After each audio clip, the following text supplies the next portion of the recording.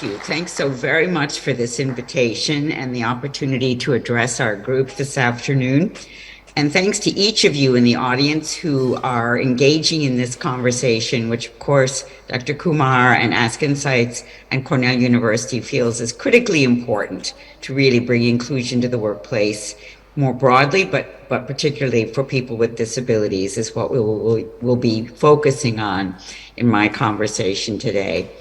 Will you be bringing up the slides at your side? Great, thank you. Terrific. So the title of my presentation today, as you can see, is to Workplace Disability Inclusion, Research Across the Employment Process. And I'm going to ask you to move to the next slide, please. And I want to just highlight with this a little bit about my context. I happen to be, because I'm making a presentation in Princeton today, in Princeton, New Jersey, but my home is in Ithaca, New York at Cornell University. There's a couple of photos of our beautiful campus there. It looks like that now and in the summer, but it's very white in the winter. It's a very snowy place in the rest of the year. A little bit about our institution. It is one of the reasons why I really loved this invitation is we too see ourselves as a global entity where we have a very strong outreach focus at the Cornell campus. So I'm delighted to be able to contribute in this way. The next slide, please. That slide is a photo of our subsection of our group. We have about 70 individuals. It's a very multidisciplinary team, and I want to say that we do, as you heard from the write-up, conduct research and do knowledge translation. Next slide, please. So my focus today is going to be broadly on the employment process in the time we have together. I want to talk about how you can design workplace disability inclusion across the employment process. We'll briefly touch upon each of these things, the importance of recruitment, interviewing, hiring, career advancement and retention, accommodation and accessibility, metrics to assess progress over time, and the importance of supervisors' roles. I'm sure many of you are already aware that if you're in the DEI space, of individuals feeling comfortable to self-disclose, and a bit about the impact of the pandemic and how that's changing the workplace, and also some considerations for people with disabilities. And then I'll leave you with some resources. Next slide, please. So I want to just highlight the fact that I'm briefly covering each of these areas because it's very important to think about inclusion for people with disabilities across the entire employment process. And this schematic that we're sharing with you right now is an illustration of that. So we're going to be talking about inclusion from the initiation of the employment process with outreach to people all the way through the opportunity to a career advance for people and to flourish in the work environment with true inclusion that the individual feels on the culture and climate level. So next slide, please. A bit about effective practices across the employment process. So the recruitment area, of course, is where first we will focus on. And some of the things that we promote here from many years of research in each of these areas, and I'm summarizing them in the time we have together, is the importance of working with local community organizations that can source talent. When we look at what the good practices are, if companies report having cumulatively done these, the more they've done, the higher the likelihood that they've been successful in getting people into the workplace and keeping them there.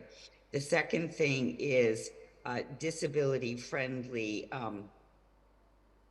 websites, and I want to talk a little bit more about that.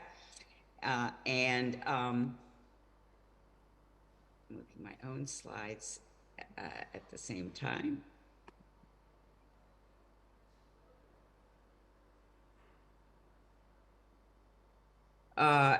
Top management support. We find that a statement, an articulated statement by the organization's leadership makes a huge difference. It's among the top 5 things that can make a difference in the organization. Educating recruiters and hiring managers about their role in getting people in the front door. Revamping the interview process, critically important for many people who find that part of the process getting into the organization difficult. And designing a disability inclusive onboarding process so people feel included in the very front end of that process. The next slide, please. So a bit about, I mentioned the importance of how we frame the solicitation, invitation to candidates with disabilities. And our research has showed that's critically important, both in looking at the web pages of 40 Fortune 500 randomly selected companies, in interviewing individuals who are job candidates with disabilities. We have found that how we frame our messaging in the front pages is critically important. For employers, the website features and approaches to online recruitment play a critical part in influencing and attracting qualified people with disabilities, and thereby broadening your talent pools. For the job seekers, these features also help form a perception of person-organization fit, and the career pages are a cost-effective way to solicit recruitment of these candidates with disabilities who are qualified for the jobs. The next slide, please. So here are a few snapshot of what we learned from our research, that the factors, the messaging that may impact the perception of disability inclusion, the things that encourage and discourage.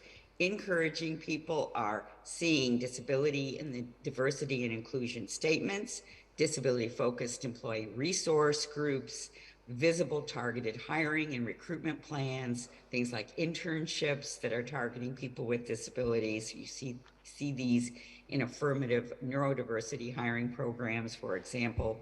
And factors that can discourage candidates with disabilities: no evidence of disability awareness evident on the front pages, website poorly navigable or inaccessible, minimal accommodation information, telling candidates how they can access accommodation in the interview process, or if that will be available to them beyond the hiring process, and web-based recruiting filters that limit diverse candidates. Some AI algorithms that screen out people with certain characteristics may indeed also impact your candidates with disabilities as well.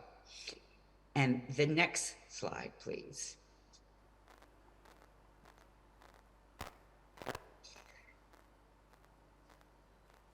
So the next thing I want to talk about, once we encourage people to apply for the jobs by having websites that are enticing, tell them that they're wanted, the next thing that could be a barrier, but we know there are good practices that facilitate people being able to navigate the interview process, is that interview. And here are some things that we have found, and intensive research in this area help to mitigate those barriers. First of all, we talked about briefly about this training of HR and hiring professionals prior to interviews, and that's critically important, both for people with disabilities and for those who are neurodiverse. Our research focused specifically in this area on people with autism, so I'm generalizing it, but we did learn this from interviewing employers who have affirmative hiring programs, from those who support individuals in getting in this process with autism, and also autistic individuals themselves. We find that when employers modify or replace their existing interview protocols with these good practices, it makes a huge difference in people being able to get through that interview process successfully. Working with community service providers, again, I'll put a pitch there, and providing them with interview questions in advance so that interviewees can better prepare is enormously helpful. Introducing applicants to the work environment prior to starting the interview as an icebreaker, so opening your doors and letting community agencies or the individuals themselves come in and get familiar with the environment can be critically helpful. Considering replacing interview panels with shorter either one-on-one or two-on-one interview settings, and avoiding rapid fire questioning strategies and eliminating open-ended and vague interview questions, as well as allowing opportunities for the individual to demonstrate, to show their technical skills for solving a specific work-related relevant problem and demonstrating their skills rather than having to verbally share about them. So all ways to smooth that interview process for individuals. And again, these were ones we learned from specifically targeting autistic individuals who found that in the social part of this interview process difficult. So from there, I'd like to move to the next slide. And this is moving in deeper into, of course, the process of getting people into the workplace. We've gotten through recruitment, we've gotten through interviewing, and now we want to talk about once in the workplace, how to successfully keep people engaged and successful for the longer term.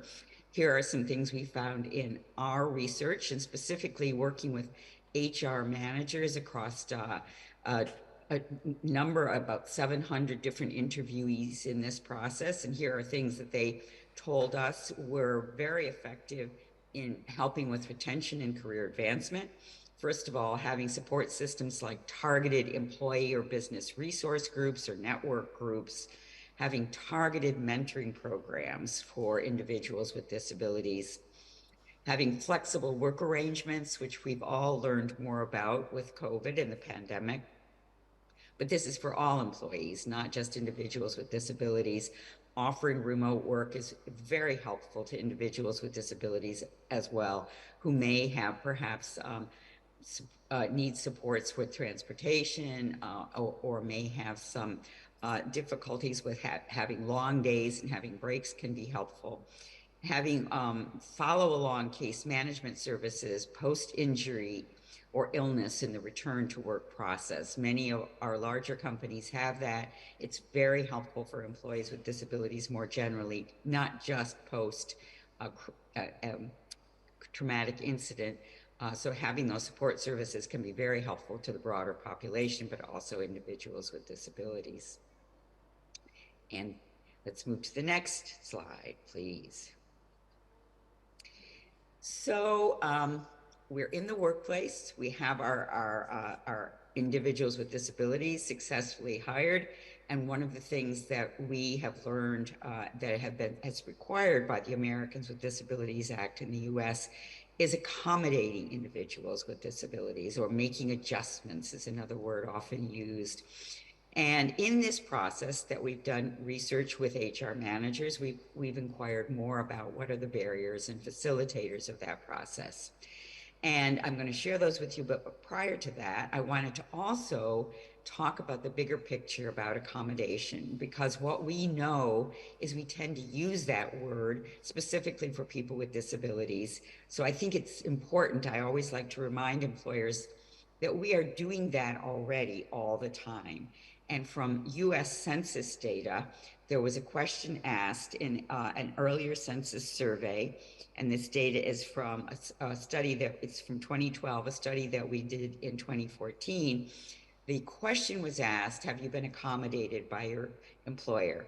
And 95% of the respondents said yes, but they were not people with disabilities. So I think it's important to remind ourselves that we accommodate all the time.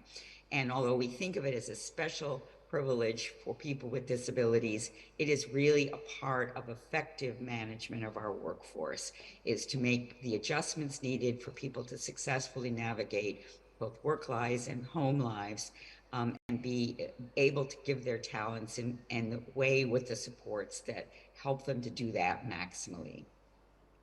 The next slide, please. So moving to what are effective accommodation policies in the workplace, Again, from a survey of 700 HR professionals, we found that they told us these are the most effective policies for successfully applying accommodation and supporting individuals with disabilities. Having a centralized fund for accommodation, and that's helpful because it might mitigate any concerns the supervisors might have, the hiring managers might have at the department level about hiring someone who needs an accommodation.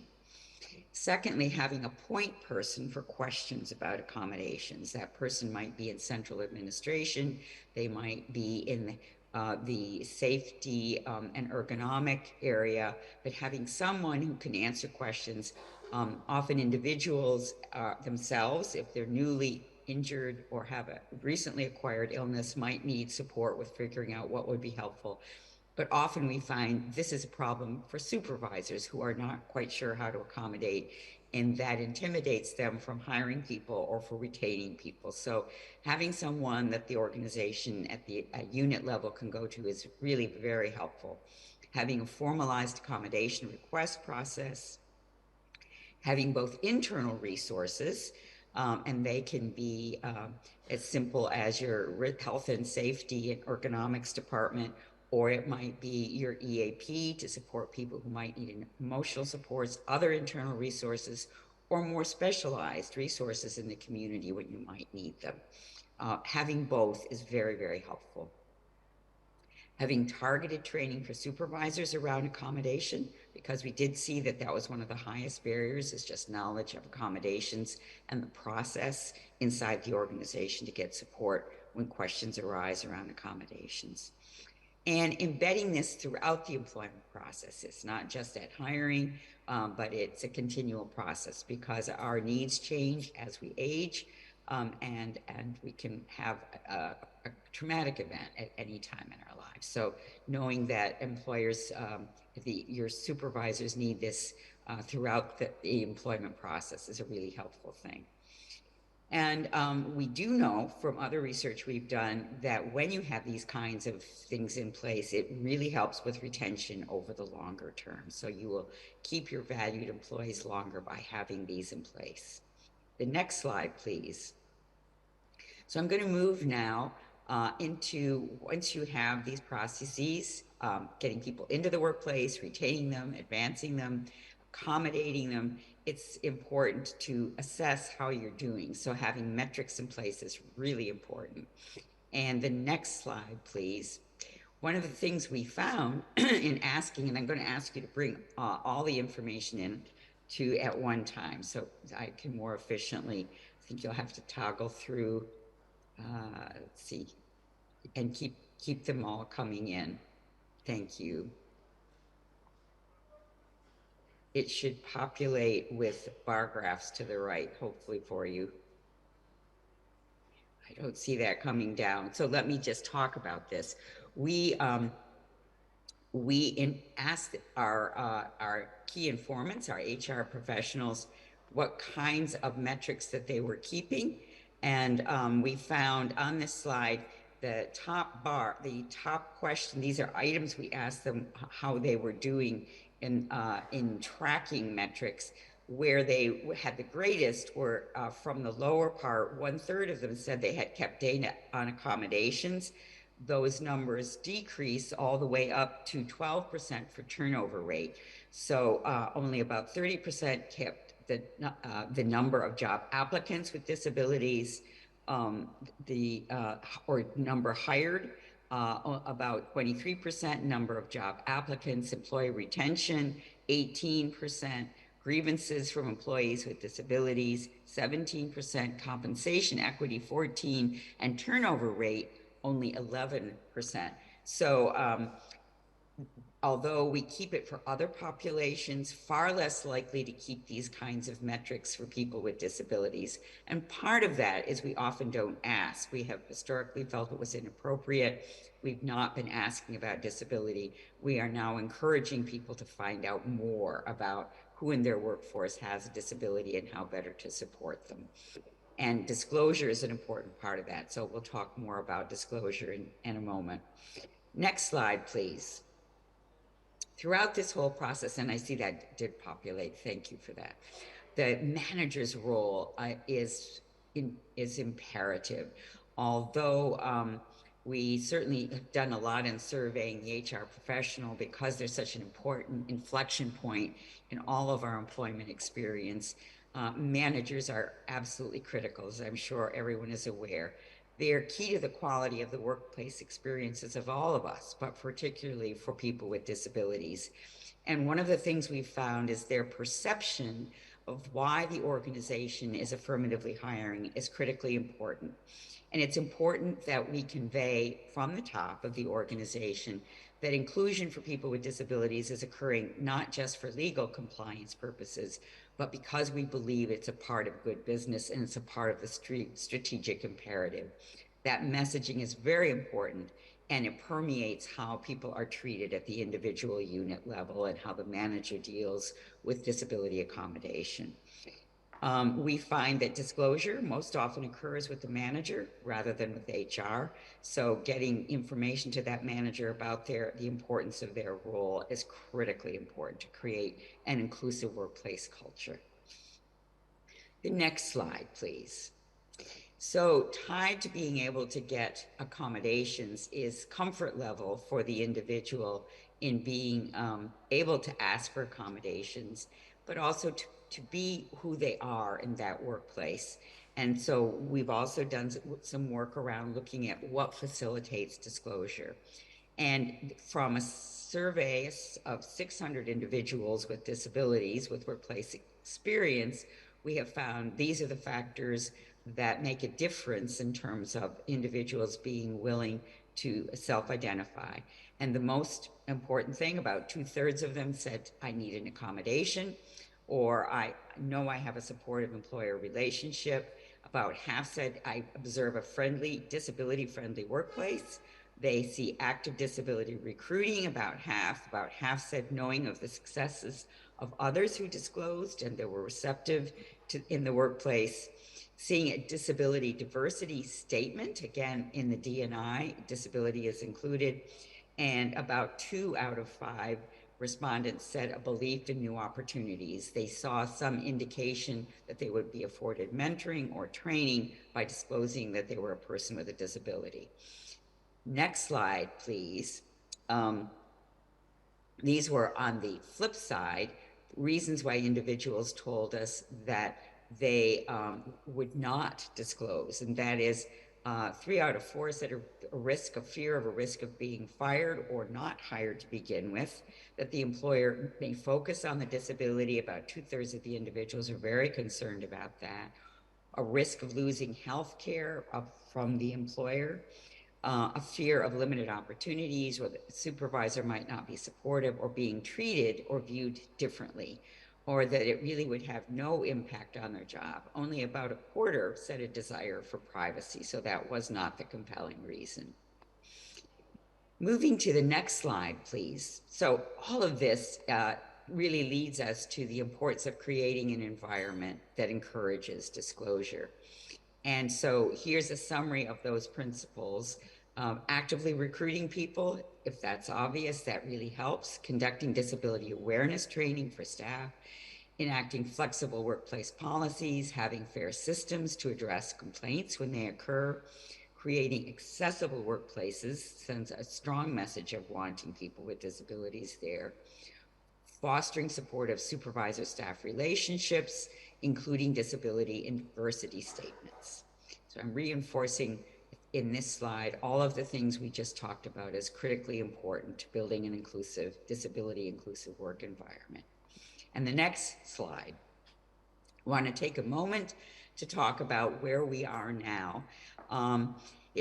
It probably has never been more critically important. All of us have aging workplaces, aging workforces. We have veterans returning from conflict. We have soaring mental health issues in all of our workplaces. And now we also have people returning who have the residual effects of long COVID. We're certainly feeling that in the United States. And some of these symptoms can be overwhelming fatigue, brain fog, persistent breathlessness, depression, cardiac problems. And we see that it happens in a significant proportion of people, up to a third, from a quarter to a third. We are seeing from the research, which can affect 31 million people in the United States. And so, especially for people who've been hospitalized, significant long-term effects.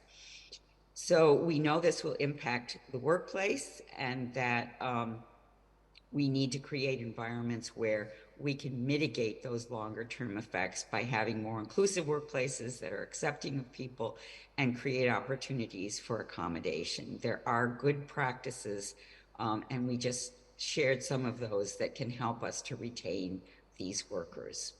So I want to move to, in summary, and talk about just quickly an overview. There are disability inclusion considerations throughout the employment process. The supervisors are a critical part of that.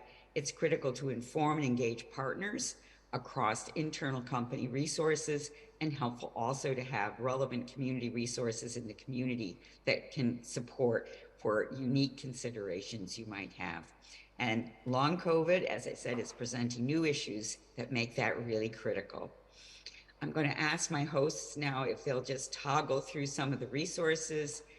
In the next slide, I will share that there's an online tool, Benchmarkability, that you can go to at no cost, that summarizes all of these things in a 90-item checklist that you can easily access.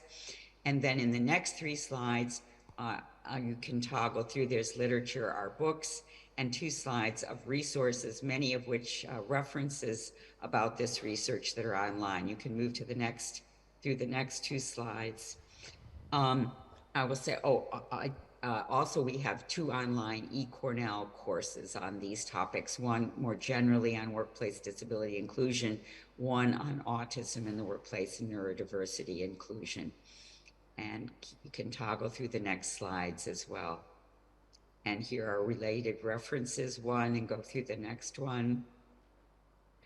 And then I think I have a slide for questions, although I see that we're very close to time.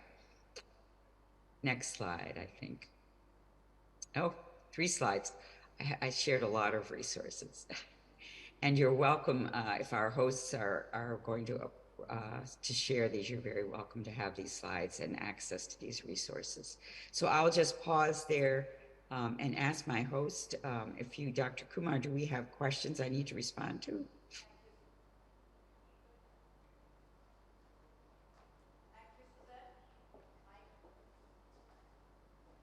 I'm not hearing.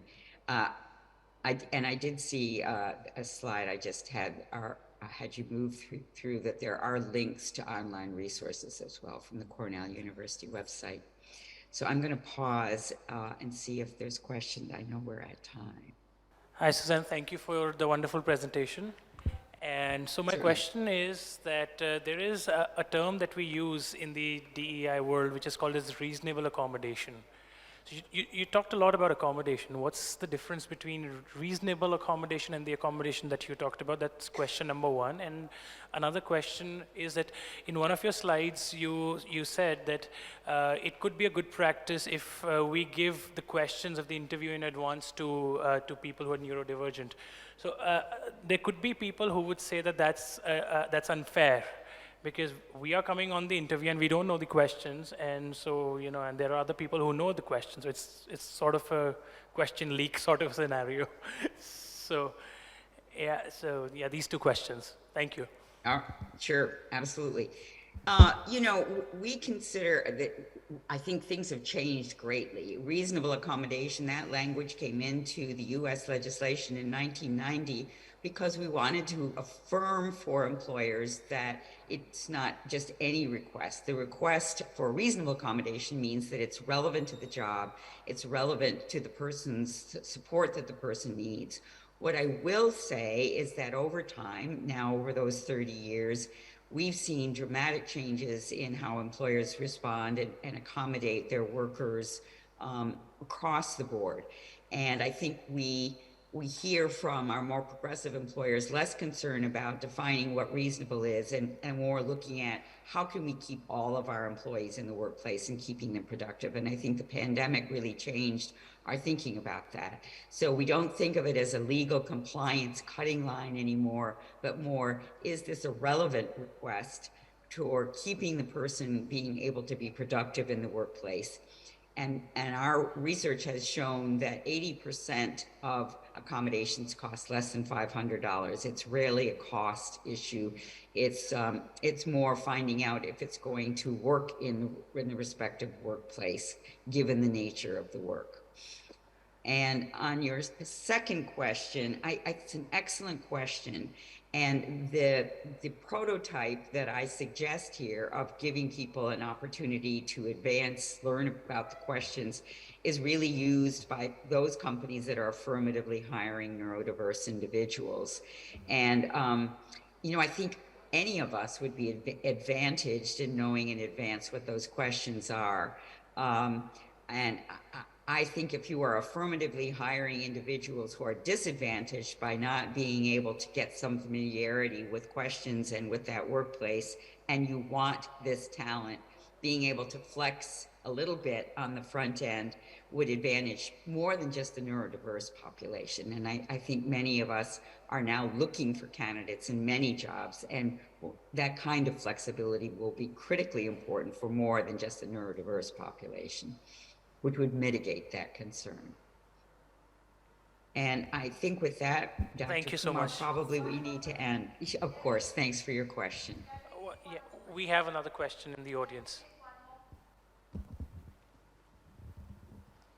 Hey, Susanne, thank you so much for all the information shared and truly helpful. One question primarily on the performance evaluation techniques.